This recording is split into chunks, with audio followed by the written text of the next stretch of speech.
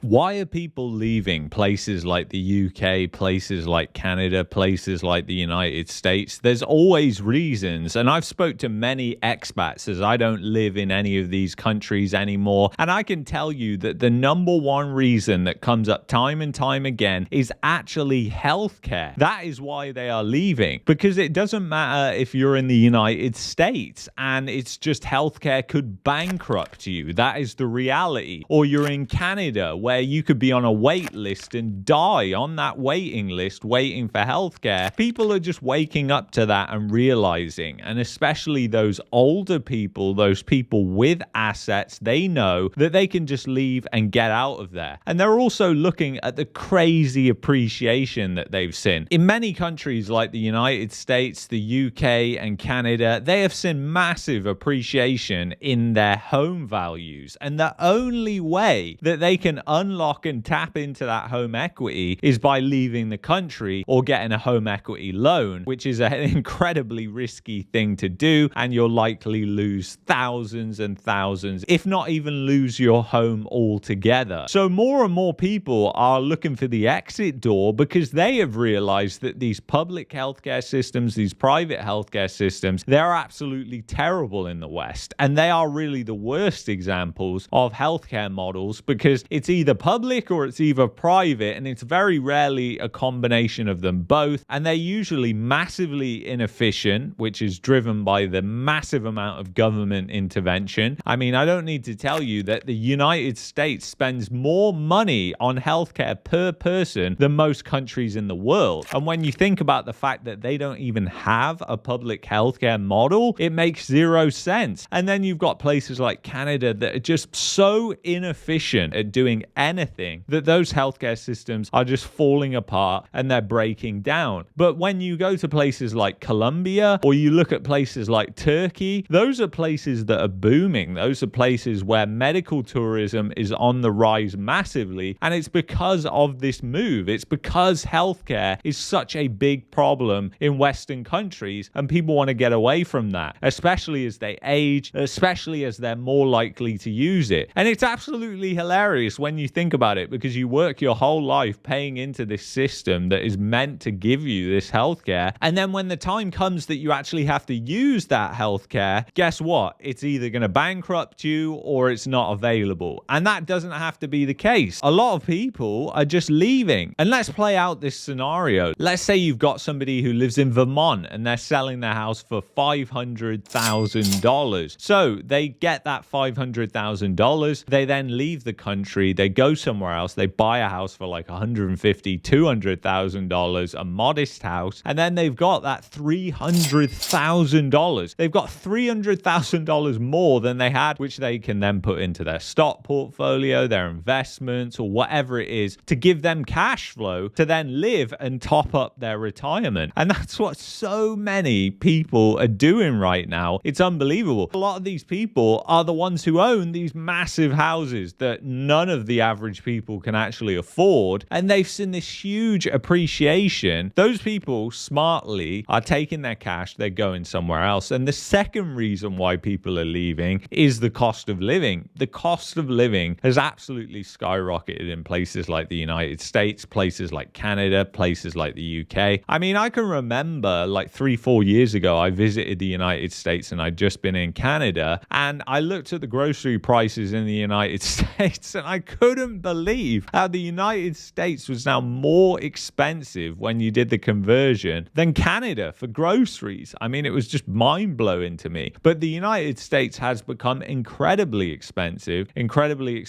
for a lot of things. Not as much as places like Canada, because incomes in Canada are a lot lower and they haven't grown. So even though things might be less, when you actually look at the amount of money people are spending like on their housing, for instance, it's just absolutely insane. And the same goes for places like the UK that see a lot of people spending more than 30, 40, 50% on just their housing costs. So a lot of people are realizing, hey, you know, if I can generate some kind of cash flow here, even if they've got like a customer service job that's paying, you know, $30,000 a year that they can do from anywhere, people are realizing that they can get the fuck out of there. And that's what's happening. You're seeing more and more people that are waking up up and they're saying, I don't want to live in this country anymore because crime is out of control. And even though both sides of the aisle, doesn't matter where you sit politically, both sides of the aisle are like, we're going to fix this, we're going to fix this, we're going to fix this. And it's just been going back and forth like that since the financial crisis. I've seen it and nothing changes. And I am very educated to talk about this because I moved from the UK to Canada. I moved from the UK to Canada for a better life, and I did upgrade my life. But the problem was that I didn't realize at the time was I was just moving to another declining country. And a lot of people are realizing this because, especially if they've got the wisdom of being on this planet 50, 60 years, they know that things have gone way downhill and they don't want to be part of that division. They don't want to be talking about politics all the time. They don't want to be dealing with that. They just want to enjoy their retirement and the best years of their life, and they're leaving. And it's a lot of people that are over 60 years old that are doing this, but I'm seeing more and more that younger people are retiring early and then they're leaving, and they're doing that by cashing in their house. And at the moment, housing markets are allowing them to do that because there's not enough people that are doing that it's going to collapse the housing market or anything like that. And then those people will take that money and they'll put it towards their retirement and they'll retire early. They'll get back 5 to 10 years, which they don't have to spend anymore in the hamster wheel, which they don't have to spend anymore,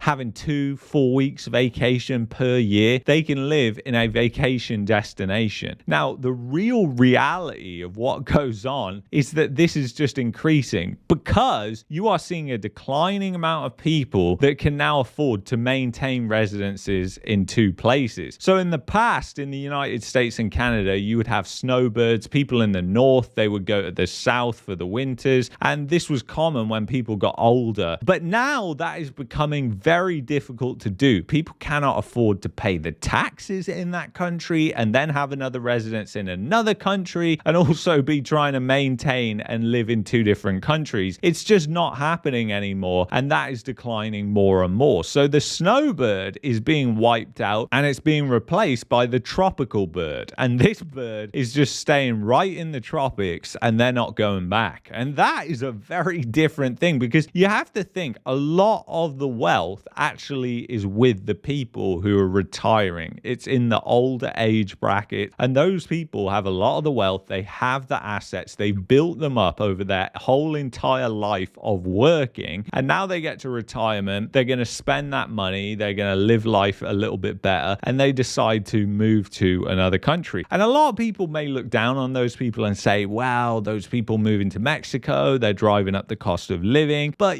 there are definitely positives and negatives to both sides of that argument, because a lot of these people, they volunteer. They're doing a lot of charity work. They're working for local churches and doing things that you wouldn't necessarily expect, because guess what? They don't want to be bored. They still want to do stuff. They want to give back to their community, and they are doing that. So there is an argument for that. There is also an argument for people that are just, coming down because it's cheap, and then they're just driving the cost of living up for everybody. The people who are younger, who move to these places, and a lot of them start up businesses. So they're increasing goods and services in that country. They're contributing to the overall economic growth and economic engine of that country. And even if they're not, they're spending money, they're paying their taxes, whether it's in the form of consumption taxes or income taxes, depending on where they are. So people are there and they're paying into the societies there. So I think it's hard to actually just look at them and say, they are the problem. But anyway, I kind of went off topic there. The main reason why people are leaving is healthcare.